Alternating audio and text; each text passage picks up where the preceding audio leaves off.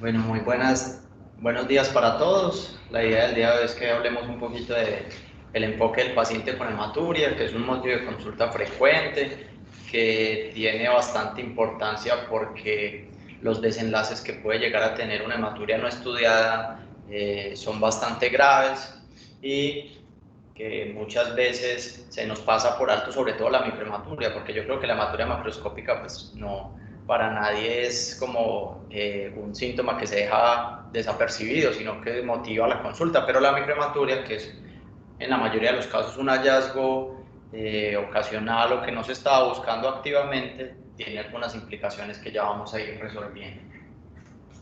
Mi nombre es Andrés Monsalve, yo soy residente de Medicina Interna de primer año de la Universidad Pontificia Bolivariana. Entonces vamos a empezar hablando de la definición, buen día, de la definición de lo que es la hematuria. En este caso tenemos dos definiciones grandes: macrohematuria, que la hematuria pues macroscópica es la que el paciente clínicamente pues al ojo humano lo ve y refiere que está orinando sangre.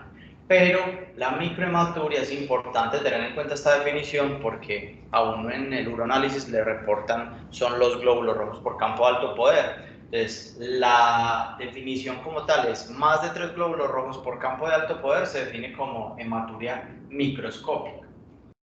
Es una enfermedad que tiene bastante importancia porque las dos grandes causas o lo que uno busca cuando se encuentra con microhematuria es descartar que el paciente no vaya a tener neoplasia o que el paciente pueda tener una enfermedad renal que pueda cronificarse y que pueda tener desenlaces adversos para el paciente, como son por ejemplo las glomerulonefritis, que generalmente la hematuria aislada en el caso de las enfermedades intrínsecas del riñón no implica mucho riesgo clínico por sí sola, pero se ha estudiado que con la hematuria, cuando se hace seguimiento en el tiempo, se empieza a producir en el tiempo, puede evolucionar a proteinuria y con el tiempo cronificarse y desarrollar una enfermedad renal crónica. En el tracto genitourinario las neoplasias son frecuentes y por tanto es como la causa más importante a descartar en hematuria cuando ya se descartan las causas obvias, como vamos a hablar más adelante, y definir si es transitoria o persistente, que transitoria se define como una hematuria presente en un uroanálisis pero que posteriormente no se va a encontrar en un uroanálisis siguiente, y la persistente que se define dependiendo de dónde se lea como hematuria, microhematuria presente en 2 o en algunas partes hablan de 3 uroanálisis consecutivos. Y finalmente, pues definir si es alta o baja y si es de origen glomerular o no.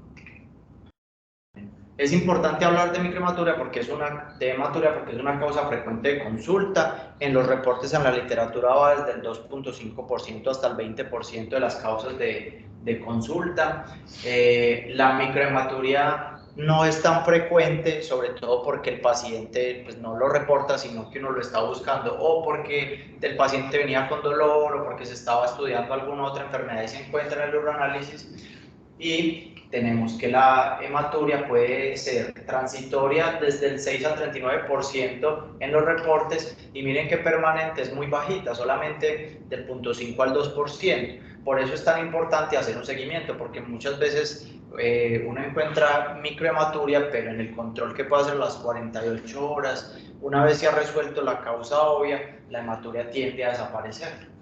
En hombres es mucho más frecuente, sobre todo en pacientes mayores de 40 años y que fumen. De hecho, en esos son los pacientes de riesgo que hay que tener en cuenta. Y en las mujeres se ha demostrado que a pesar de que la hematuria pues también tiene el riesgo de cáncer, no es tan importante como en los hombres, y por tanto en las mujeres estamos más en pro como de seguimiento, más de imágenes e intervenciones.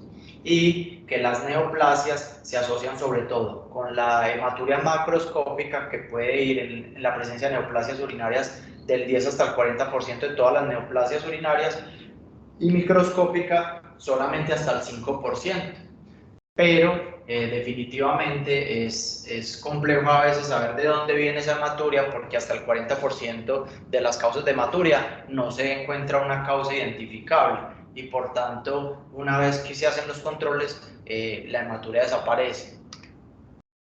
Y en las causas benignas, que son lo que propone este artículo, es que uno debería descartar inicialmente cuando un paciente se manifiesta con macrohematuria o microhematuria, sobre todo de microhematuria, porque en la macrohematuria estas causas generalmente no generan macrohematuria, es básicamente descartar estas causas, porque si están presentes, uno debería esperar 48 horas a que se resuelva el cuadro o lo que la está causando y tomar un nuevo uroanálisis. Y si ese uroanálisis es positivo, pues ahí sí se recomendaría iniciar estudios, y si no, uno podría repetir el uroanálisis en 6 semanas y con eso definir pues si requiere continuar el seguimiento o no. ¿Cuáles son esas causas benignas? Ejercicio extenuantes, pacientes con faringitis, sobre todo de origen viral, e infecciones agudas por bacterianas, mujeres que tengan el periodo al momento del diagnóstico, trauma reciente o usuarios con historia reciente de instrumentalización de la vía urinaria, sobre todo, por ejemplo, cateterismo. Entonces, esas son como las causas benignas que debemos descartar siempre, porque si un paciente tiene estos antecedentes, cuando uno lo indaga pues en la anamnesis, y el paciente tiene microhematuria presente, uno debería darle chance y no implicar pues iniciar toda la cadena de estudios, sino esperar que se resuelva. Entonces, decir al paciente que en el caso de que haya hecho ejercicio, que en 48 horas de reposo vuelva y se tome un nuevo examen. En el caso de faringitis, una vez se resuelva, una vez se trate la infección, en las infecciones urinarias sí se recomienda repetir el uroanálisis más o menos 6 semanas después, o cuando ya pase el periodo menstrual, etc. Y los factores de riesgo, que son factores de riesgo para pacientes para presentar enfermedad neoplásica del tracto genitourinario, los más frecuentes y los que hay que tener en cuenta son hombres mayores de 40 años, fumadores, con microhematuria a repetición, que se traduce como hematuria microscópica persistente, como habíamos mencionado anteriormente, que se asocia a disuria y urgencia, que tenga infección del tracto urinario crónicas, que el paciente sea usuario de dispositivos en la vía urinaria como sondas de Foley para cateterismos evacuantes o permanentes, si el paciente tiene historia de enfermedad renal, pues como tumores previos, que está más que obvio, si el paciente ha sido irradiado, o si el paciente por su ocupación ha estado expuesto a químicos que están relacionados con enfermedad neoplásica, como son pinturas, químicos. Los pacientes, aquí hay que tener en cuenta los pacientes que trabajan en las estaciones de gasolina, pacientes que trabajan como limpiadores de chimeneas, era el otro que reportaban ahí, o trabajaban en la industria del caucho o las llantas, porque es donde más factores de riesgo se tienen. La otra que también tenemos ahí es quimioterapia, sobre todo los pacientes que han recibido ciclofosfamida. Entonces, en la hematura macroscópica, que es un cambio en la coloración, que es un color rojizo, que nos va a referir el paciente, porque este sí es un síntoma que, como es visiblemente evidente, el paciente va a consultar por ello. Se dice que desde 50 eritrocitos por campo de alto poder ya se considera macroscópica, y que 1 mililitro de sangre tiene 1 litro de orina. Eso es como la proporción que se tiene. Siempre va a ser significativa. Si el paciente tiene hematuria macroscópica, no es como, ay, esperemos 48 horas, sino que si el paciente tiene hematuria macroscópica, debería ser una causa para estudiarlo. Y que la hematuria macroscópica se relaciona con malignidad. De todas las malignidades urológicas, el 10 al 40% se relacionan o presentaban hematuria al principio de la enfermedad, pues, o como motivo de consulta, y sobre todo cuando son asintomáticas, porque si es un cuadro clínico de un dolor agudo que se asocia en flanco, que se irradia fosa renal y que se asocia con hematuria, pues yo pensaría más en un cálculo antes que en una malignidad, pero esperaría que se resuelva, y ahí miraría las causas pues benignas. Y algo adicional es que cuando el paciente presenta coágulos, eso nos da información de que la hematuria se presenta en la parte baja del tracto genitourinario, porque recordemos que la hematuria renal no se presenta con coágulos, porque hay algunos factores que evitan que se formen coágulos. La hematuria microscópica, como habíamos mencionado, entonces se define como más de 3 eritrocitos por campo de alto poder que deberían estar en 2 o 3 muestras separadas, que eso es muy relativo porque eso es como la idea que se tenía anteriormente, pero cada vez se habla más de que si es una técnica adecuada en la que el paciente pues se hizo una adecuada higiene, que se tomó en la mitad del chorro, que no veo contaminación, uno ya le podría dar valor diagnóstico y no tendría que esperar necesariamente a que el paciente tome una segunda o tercera muestra para definir si requiere estudios adicionales o no. Y muy importante descartar las causas benignas obvias que ya habíamos mencionado, porque en caso de presentarlas, pues uno no le daría mucha importancia a esa hematuria microscópica en el momento, sino en el seguimiento. Y que la hematuria microscópica generalmente no se relaciona con malignidad solamente hasta el 5%, pero debemos tenerlo en cuenta cuando el paciente tiene factores de riesgo, como son los que mencionamos previamente. De las causas, miren que la más frecuente sigue siendo las causas desconocidas, hasta el 68% de las causas de hematuria microscópica no encontramos una causa, pero hay unas causas muy frecuentes que el paciente puede llegar a consultar, como son los cálculos en la vía urinaria, las infecciones urinarias y la hiperplasia prostática benigna, que se presentan sobre todo en pacientes menores de 50 años. En los pacientes mayores de 50 años empiezan a tomar importancia, sobre todo las enfermedades neoplásicas. Ahí, a pesar de que la hiperplasia prostática benigna ya empieza a aparecer con más frecuencia, tenemos que empezar a considerar el cáncer de vejiga, el cáncer renal y la enfermedad renal crónica. Entonces, cuando yo tengo hematuria, debo definir, bueno, ¿es glomerular o no glomerular? Como vamos a ver posteriormente, y si es alta o baja. Que alta, sobre todo, nos habla que sea de los tubos colectores, de los ductos, de la pelvis renal, de los ureteres o de los cálices renales. Es ahí como donde se va a presentar esa hematuria. Y de las partes bajas, sobre todo, de la vejiga y de la uretra. Y independientemente del sitio que vaya a ser, pues las etiologías son múltiples, que van desde enfermedades propias del riñón, trauma, infección, obstrucción, infección, neoplasias o hematológicas vasculares, donde entrarían las discrasias sanguíneas o trastornos por uso de anticoagulantes. Entonces, miren que la etiología, dependiendo del sitio donde se esté presentando, pues nos proponen varias cosas. Primero, definir es glomerular o no glomerular, porque en la glomerular la primera que hay que tener en cuenta es la nefropatía por IgA, es de las etiologías que más, de las glomerulonefritis que más hacen hematuria.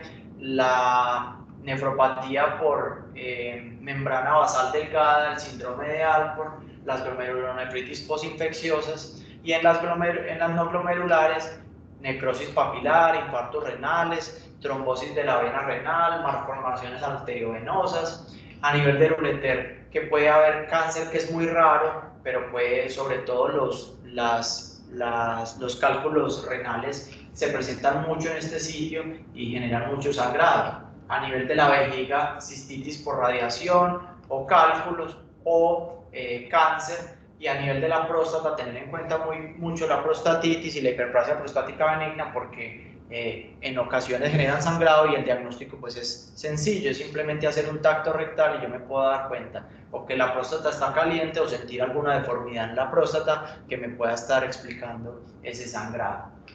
El tumor, el trauma y las infecciones se pueden presentar a lo largo de todo el tracto genitourinario. Entonces, para el abordaje diagnóstico propongo esta escala en la que primero definimos si es realmente hematuria, descartar causas de pseudohematuria, si es macro, micro, si es glomerular, y por último, con el riesgo de malignidad que tenga el paciente, definir si lo voy a estudiar o no. Entonces, ¿la hematuria es verdadera? ¿Es una hematuria o es pseudohematuria? Que la pseudohematuria se define como que el paciente tiene coloración rojiza de la orina, que él nos consulta porque él cree que está orinando sangre, pero cuando estudiamos las causas, el motivo por el cual la orina está rojiza no es sangre, sino que son otras causas, como vamos a mencionar acá. Estas son algunas causas de motivos por los cuales la orina puede estar teñida roja y no necesariamente por sangre. Entonces, medicamentos, de aquí me gustaría destacar sobre todo metronidazol, la nitrofurantoína, la rifampicina y algunos laxantes, que son como los que más comúnmente podemos usar nosotros en nuestra práctica clínica. Y alimentos, porque alimentos como la remolacha y la mora y los arándanos pueden también darle una coloración rojiza a la orina.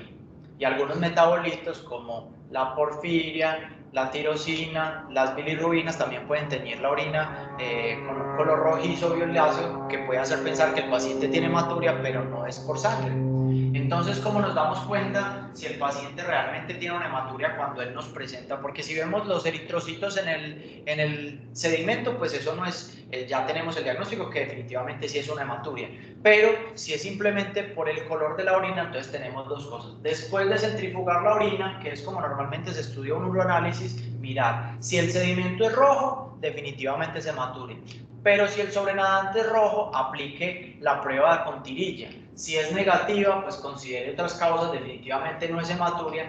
Y si es positiva, pueden ser dos causas, mioglobina o hemoglobina. Y para eso vamos a mirar el color del plasma. Si el plasma es claro, es una mioglobinuria que traduciría a una pseudohematuria, pero si el plasma es rojizo, es una hemoglobinuria que también podría hablar de hematuria, pero no necesariamente a nivel de que la sangre se obtuvo a nivel renal, sino de una manifestación sistémica y que hubo hemólisis a nivel de los vasos arteriales o venosos a nivel sistémico y simplemente se está orinando la hemoglobina.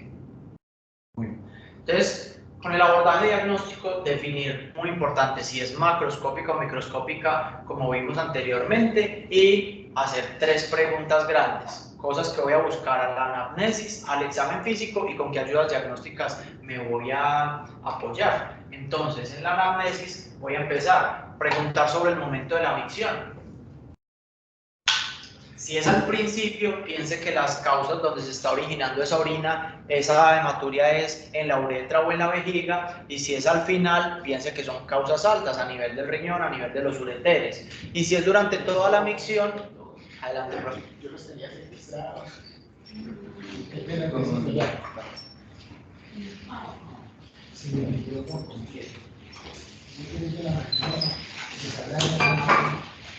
Tranquilo, profe. Y si es durante toda la micción, pues uno pensaría en que probablemente sea un sitio en el que esté con sangrado activo o que sea infecciones o trauma que pueda estar comprometido varias partes del sistema genitourinario. Indagar también por síntomas asociados. Nuestro paciente tiene dolor, tiene fiebre, porque si tiene dolor, pensar que la causa de la hematuria puede ser una urolitiasis. El paciente generalmente cuando se presenta una urolitiasis manifiesta es dolor y posteriormente la hematuria que puede ser macro o micro. Si el paciente presenta fiebre, para pensar que tiene una infección urinaria asociada, si tiene síntomas irritativos u obstructivos, porque el paciente puede referir que tiene obstrucción urinaria y tengo que llegar a pensar si es porque está presentando un coágulo que está obstruyendo la salida de la orina.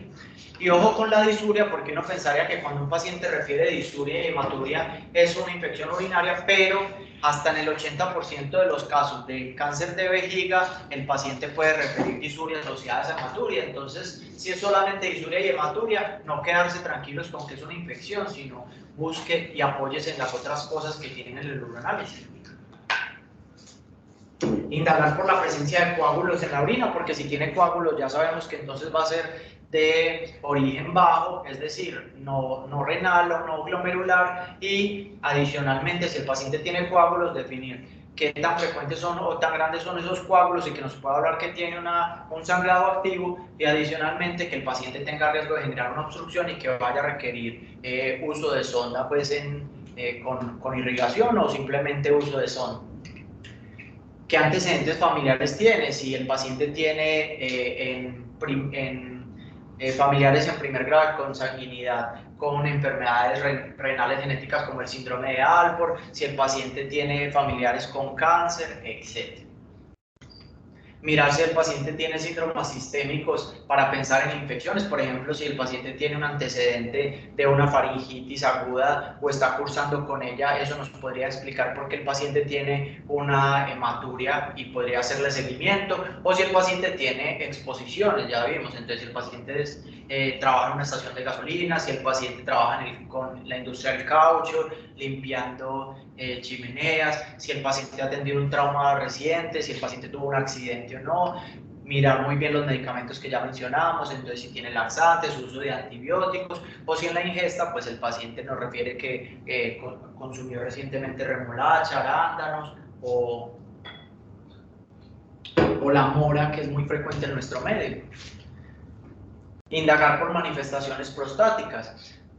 La literatura en este punto no se pone muy de acuerdo porque a pesar de que la hiperplasia prostática benigna es una causa de hematuria, dicen que si un paciente tiene hematuria y tiene el antecedente de hiperplasia prostática benigna, no se quede solo con ese diagnóstico, sino que estúdielo y si no encuentra otra causa, pues échele la culpa a la hiperplasia prostática benigna, pero no solamente se quede con ese diagnóstico. Y el trastorno de hemostasia o anticoagulación es muy importante en los pacientes que vienen recibiendo manejo con anticoagulantes. Indagar por esto, porque en estos pacientes muchas veces lo que uno ve es que pueden estar sobre anticoagulados, sobre todo los pacientes que vienen con warfarina.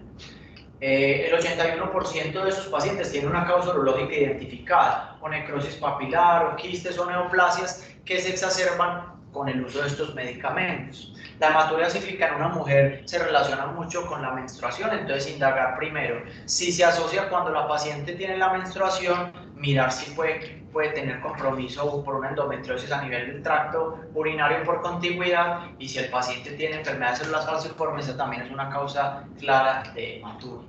Entonces, para uno hablar del riesgo de cáncer que pueda tener un paciente, este artículo nos propone meter al paciente de acuerdo a sus factores de riesgo, en riesgo bajo, riesgo intermedio, alto riesgo, y algunos factores de riesgo adicionales, sobre todo para definir el riesgo intermedio. Entonces, un paciente será de bajo riesgo cuando es hombre menor de 40 años o mujer menor de 50 años, que nunca haya fumado o que haya fumado menos de 10 paquetes años, porque ese se ha demostrado que es el punto de corte para tener riesgo de cáncer urinario, y que tenga de 3 a 10 eritrocitos por campo de alto poder. Si no presenta ningún otro factor de riesgo y cumple con todas estas características, vamos a clasificar al paciente como un paciente con bajo riesgo para cáncer genitourinario. Vamos a clasificar a un paciente con riesgo intermedio si tiene al menos uno de estos. Se ubica entre 40 a 59 años, independiente si es hombre o mujer, si ha fumado entre 10 o 30 paquetes años, si en el urinal se encuentra de 11 a 25 eritrocitos por campo de alto poder, o si tiene un factor de riesgo adicional, como son síntomas urinarios irritativos, irradiación pélvica, uso de ciclofosfamida, antecedente familiar de cáncer urotelial o enfermedad de Lynch, o si tiene exposición ocupacional, como ya mencionamos previamente, o cuerpo extraño crónico, como son los pacientes usuarios de sonda permanente. Y vamos a clasificar al paciente como alto riesgo si tiene al menos uno de estos, que si es más de 60 años, fumador de más de 30 paquetes año, más de 25 eritrocitos por campo de alto poder, o si tiene una hematuria macroscópica. Entonces vamos a tener esto en cuenta porque en el algoritmo que voy a proponer más adelante me baso mucho en este riesgo para determinar si el paciente requiere un estudio u otro. Entonces, al examen físico, ¿qué voy a ir a buscar? Signos vitales. ¿Mi paciente está estable o inestable? Porque si está inestable, voy a pensar que el paciente tiene un sangrado abundante a nivel del tracto genitourinario y va a requerir una valoración prioritaria por urología para determinar si requiere una intervención urgente o por lo menos que haya que ponerle una irrigación con sonda para que no se nos vaya a obstruir. Buscar en la piel si tiene cambios, si tiene adenopatías, si tiene cambios en la piel que me puedan hacer pensar en una púrpura que se esté manifestando con sangrado urinario, si tiene adenopatías a nivel inguinal que me pueda hacer pensar en una neoplasia. En la exploración abdominal, mirar que no tenga dolor a la palpación de los flancos o puniopercusión positiva que me pueda hacer pensar tanto en una infección como en una urolitiasis, o determinar que el paciente no vaya a tener una obstrucción porque vaya a palpar el globo vesical. Mirar si el paciente tiene al tacto rectal alguna alteración, si siente una próstata caliente, dolorosa, que me pueda indicar una prostatitis, o si está grande, aumentada de tamaño, o de bordes irregulares que me haga pensar en una neoplasia. Y por último, si el paciente manifiesta o le observo edema, porque me puede hacer pensar en una enfermedad renal como tal. Entonces, ¿qué ayudas diagnósticas voy a usar para el estudio de mi paciente? Voy a apoyarme del uroanálisis, de algunos otros laboratorios dirigidos, de las imágenes y definir si el paciente requiere biopsia o no. Entonces, en el uroanálisis voy a tener que la cintilla me va a decir si el paciente tiene sangre completa o hay sangre libre pues por glóbulos rojos lisados, y descartar pseudomaturia como vimos anteriormente. Y el sedimento, que definitivamente sí nos confirma hematuria si tenemos más de 3 eritrocitos, y estos criterios los propone este artículo porque dice que si encuentro esto, las probabilidades de que el sangrado sea glomerular son más del 95%. Entonces, si tengo más del 40% de los eritrocitos dismórficos, el más del 5% son acantocitos, y tengo al menos un cilindro eritrocitario, si se acompaña de proteína y si el volumen corpuscular medio de los eritrocitos es menor de 74 femtolitros, eso me apunta que más del 95% de los casos apunta que sea de origen glomerular. Ojo con los falsos positivos, como mencionamos previamente, que en quién se puede presentar: en un paciente que esté con hemoglobinuria, con mioglobinuria, con un pH mayor de 9, en que la orina esté muy concentrada o que haya presencia de semen, porque eso me puede dar positivo la tirilla como sangre. Y falsos negativos en presencia de ácido ascórbico o cuando la exposición de la muestra ha estado mucho tiempo sin procesar, que lo ideal es que se procese en la primera hora o 2 horas máximo de tomada la muestra, sobre todo para que no se vayan a analizar los eritrocitos. Entonces, otros laboratorios, pues mirar un hemoleucograma para definir si el paciente tiene signos que me apunten a infección o no, o cómo está la hemoglobina para determinar si el sangrado urinario requiere transfusión o no, mirar cómo está la función renal para determinar si el paciente se acompaña de deterioro de la creatinina, cómo están los electrolitos. Los tiempos de coagulación me pueden ayudar a pensar si se trata de un sangrado asociado a sobreanticoagulación, en un paciente en el que no se tenga el diagnóstico de una displasia sanguínea, buscar virus B y virus C, porque esos pueden dar también hematuria, y anticuerpos, sobre todo cuando mi impresión diagnóstica es que el paciente tenga compromiso renal o que esté haciendo una glomerulonefritis. Bueno, y las ayudas diagnósticas con las que tenemos disponible para estudiar una hematuria es la ecografía, que es la opción inicial porque es barata, porque no representa un riesgo de radiación para el paciente y porque tiene muy buenos resultados y un buen desempeño diagnóstico en cuanto a sensibilidad y especificidad. Generalmente también nos podemos apoyar del Urotac cuando un paciente tiene un cuadro clínico de urolitiasis, porque es muy específico y muy sensible para detectarlo, y adicionalmente no necesitamos contraste para estudiar estos pacientes. La urografía excretora, que la traigo aquí como mención anecdótica porque ya casi no se usa, que la urografía excretora es usar contraste y tomar una radiografía, y se prefiere en esos casos la urografía por TAC, que tiene una sensibilidad entre el 92 al 100% y una especificidad entre el 89 y el 97% para masas mayores a 1 centímetro, y que tiene varias, ¿cómo se dice eso? Fases, esa es la palabra, tiene varias fases. Puede ser simple, una fase nefrogénica y una fase excretora. Y por último la resonancia, que la resonancia la mencionan, pero dice que debería usarse en pacientes pues, que sean radiosensibles, en embarazadas, pero que en este caso la resonancia no tiene un mejor rendimiento que la tomografía. Entonces en vía urinaria deberíamos quedarnos con tomografía como primera abordaje.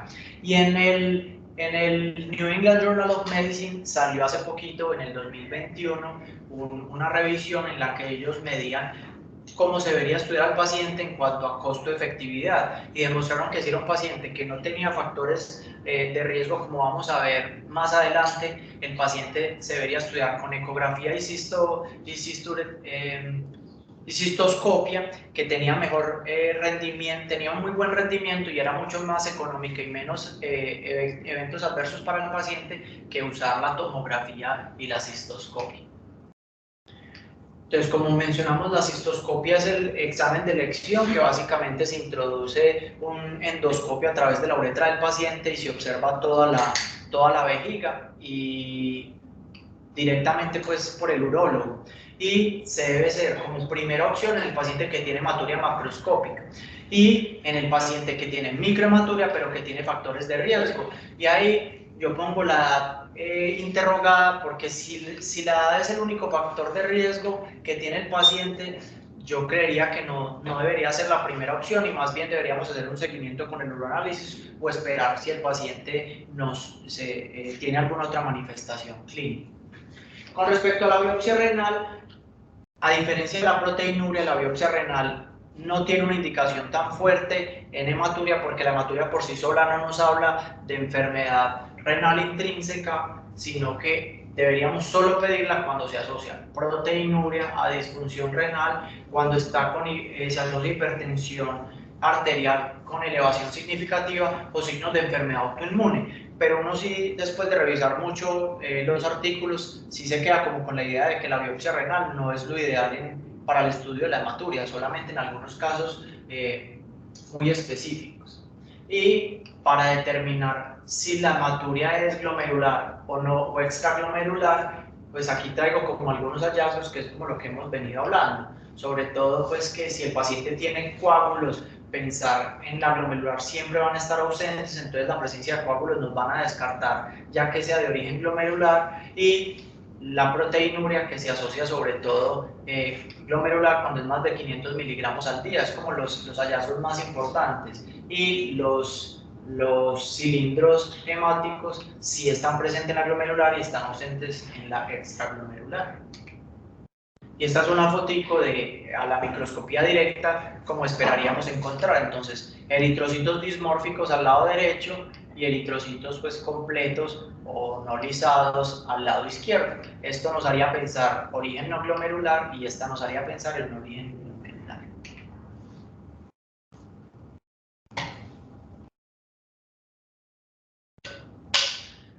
Y traigo aquí un apartado pequeño como para diferenciar en el caso de los pacientes con síndrome nefrítico nefrótico, porque los pacientes con síndrome nefrítico usualmente se presentan con hematuria, y debería apoyarme de otras cosas que me hagan pensar que cuando yo veo a un paciente con hematuria esté frente a un paciente con un síndrome nefrítico. Uno, que el paciente tiene un inicio de la enfermedad abrupta, a diferencia del síndrome nefrótico que es más insidioso, más larvado. Dos, que el paciente puede tener edemas, a pesar de que son más frecuentes en el síndrome nefrótico. Siempre que un paciente tiene hematuria y edema, yo debo abrir los ojos y estudiarlo y mirar que en el síndrome nefrítico el paciente va a tener presión arterial elevada, va a tener presión venosa yugular elevada, se va a acompañar de proteinuria y va a tener cilindros hemáticos. Y en el caso pues de la albúmina, cuando lo diferenciamos con el nefrótico, va a estar normal o levemente reducida, pero no a niveles pues tan bajos como vamos a tener un síndrome nefrótico.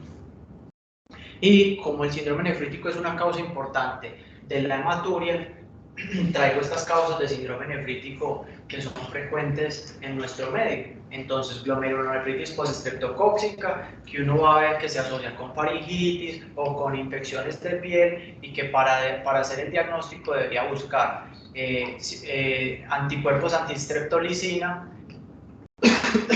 otras infecciones como endocarditis, abscesos o derivaciones cerebrales, la nefropatía por IgA o el lupus, que nos puede manifestar pues con los anticuerpos específicos para el lupus y con manifestaciones clínicas como ya conocemos. Cuando uno va a ver hematuria inexplicable, es decir, que después de que usted estudió la hematuria, que usted le mandó las imágenes y aún no encuentra una causa, uno piensa que puede ser las las causas de glomerulonefritis, que pues, como el diagnóstico de estas enfermedades en la mayoría requieren una biopsia renal que no se realiza, pues aquí entrarían estas causas. Pensar que el paciente puede tener hipercalciuria o hiperuricosuria que esté haciendo microlitiasis y que esa sea la causa de la hematuria. El síndrome de cascanueces, que es muy raro, que es cuando la pinza aortomesentérica atrapa la vena renal izquierda y eso genera hematuria, o malformaciones arteriovenosas, que realmente estas son causas muy raras y deberían ser solo de descarte. Las trombosis también pueden dar hematuria. Las trombosis también pueden dar hematuria. Bueno. Y para el seguimiento, en los pacientes que presenten hematuria microscópica persistente, es decir, en 2 o 3 uroanálisis seguidos y que no se encuentre el diagnóstico después de todos los estudios correspondientes, se podría hacer un seguimiento anual con uroanálisis. Si por 2 años consecutivos el uroanálisis es negativo para hematuria, se puede suspender el seguimiento y uno puede considerar en 5 años volver a hacer un uroanálisis para ver si la hematuria reaparece o si ya desapareció del todo. Porque miren que en 44% de los casos los pacientes se desaparece la hematuria completamente, pero en los que persiste hay un porcentaje alto que evolucionan con proteinuria y posteriormente enfermedad renal crónica. Y a diferencia de la proteinuria, la hematuria, pues dependiendo de la cantidad de glóbulos rojos o del volumen de sangre que se está presentando por la orina, no es un factor de pronóstico para la enfermedad renal como es la proteinuria, que dependiendo la cantidad, eso sí nos da pronóstico de mortalidad, de progresión de la enfermedad, etc.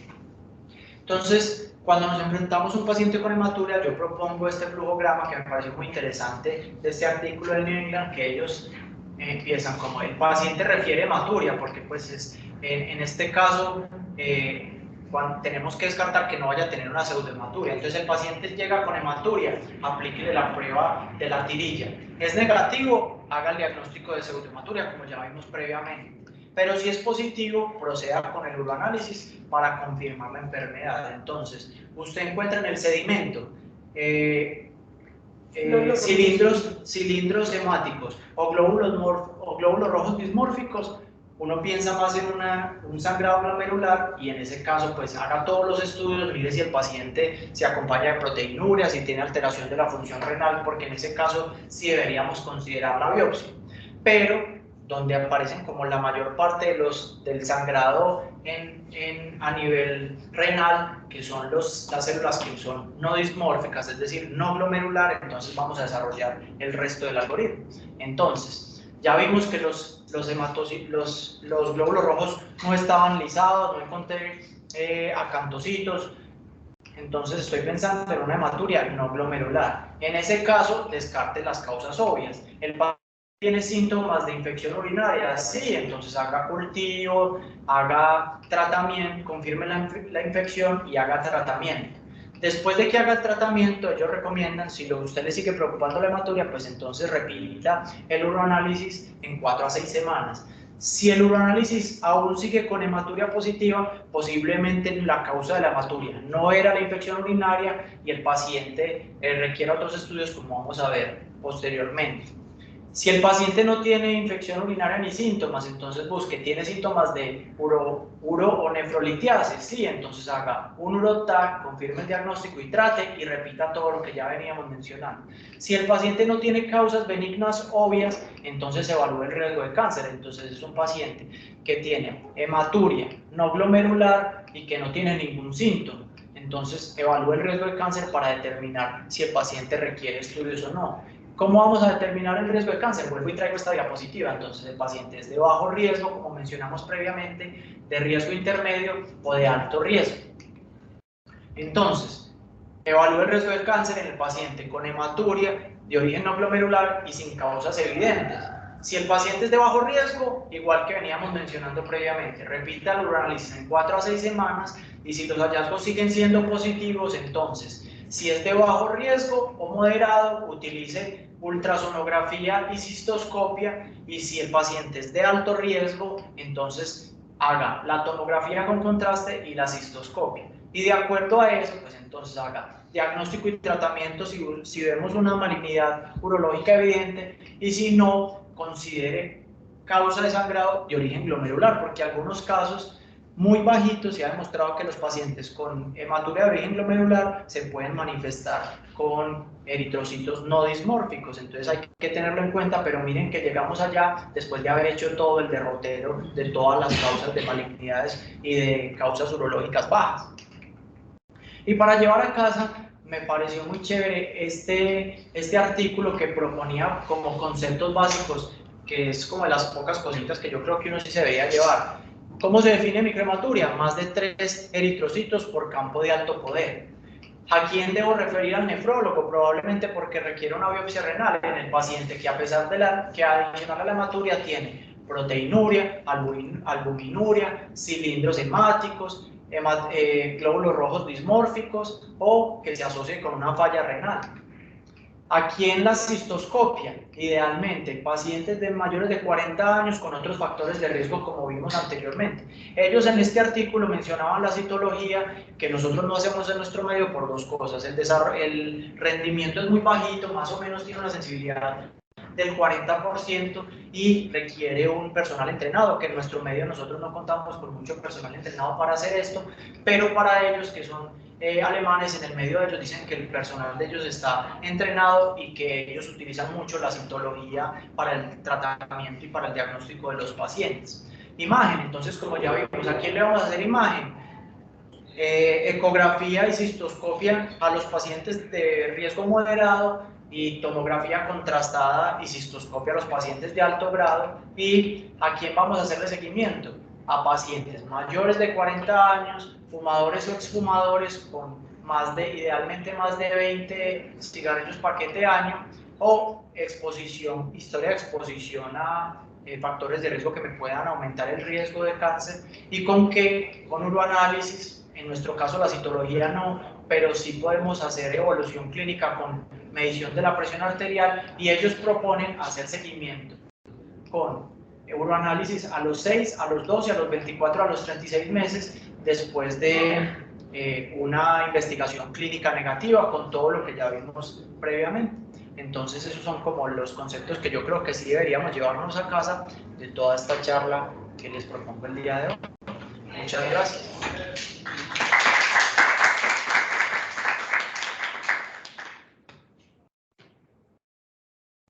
¿Alguien tiene alguna pregunta, algún comentario? Tengo una pregunta, sino que no me acuerdo. ¿Cómo es la fisiopatología que no la entiendo de por qué la causaría hematuria? ¿Es por la irritación endotelial? Lo que pasa es que acuérdense que en la infección urinaria hay una inflamación de las vías urinarias y cuando hay inflamación entonces hay dilatación de los vasos para favorecer la llegada de células inflamatorias y también por la virulencia de las bacterias, ellas también pueden erosionar la mucosa y generar sangrado. Entonces puede ser por las dos cosas, tanto por la bacteria como por la inflamación asociada que se presenta.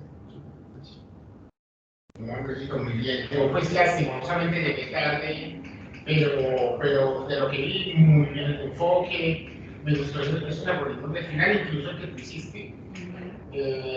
Eso, uno hace su propio concepto y manera de hacer las cosas y proponer, eso es importante, no solamente quedarse en la teoría, está muy bien diferenciada la diapositiva, muy buenas gráficamente. Sí, ese imagen le hice yo y le puse un alito a la muestra de orina porque era una causa benigna, o sea, es bueno. No, es que no sabía manejar bien eso, pues parece yo.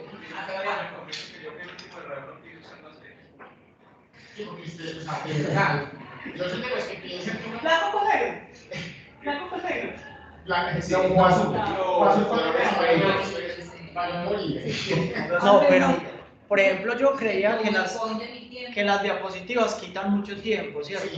Pero me di cuenta por el profesor Jairo Rivera que hay una página que se llama BioRender, que BioRender le permite a uno hacer como las diapositivas con estos dibujitos, porque el problema de las diapositivas es que a veces quedan muy cargadas, como con mucha información, y eso va como mucha pereza, porque es uno como meto toda esta información acá, toca hacer muchas diapositivas, entonces con los dibujitos que sobre todo hay muchas cositas médicas, le permite hacer uno las diapositivas más bonitas y no quita tanto tiempo como diseñarlas, por ejemplo, en PowerPoint, ahí te dan todas las herramientas.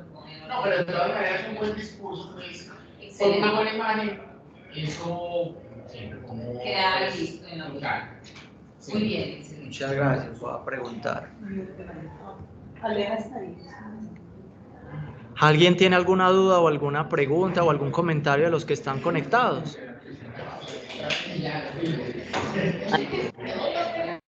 Todo súper.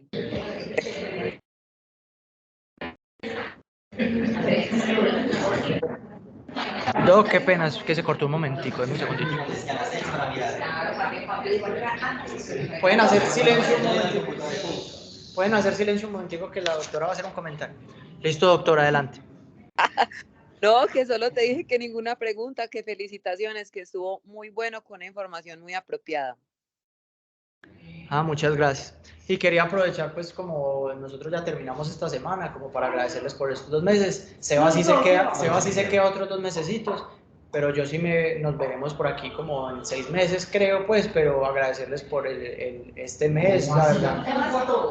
No, esta semanita, o sea, la otra. Pero como yo ya la próxima charla es de Seba, entonces no, como agradecerles pues por haber asistido a las charlas. Uno aprende mucho de ustedes como profes y uno a veces cree que no, pero muchas veces cuando un estudiante o un interno hace una pregunta, uno se queda callado porque se asume que uno lo debería saber, pero créanme que uno aprende muchísimo también cuando está con ustedes. Entonces, no, muchísimas gracias pues por todo esto y gracias por la asistencia. Muy ordenado antes de la Gracias a todos por asistir.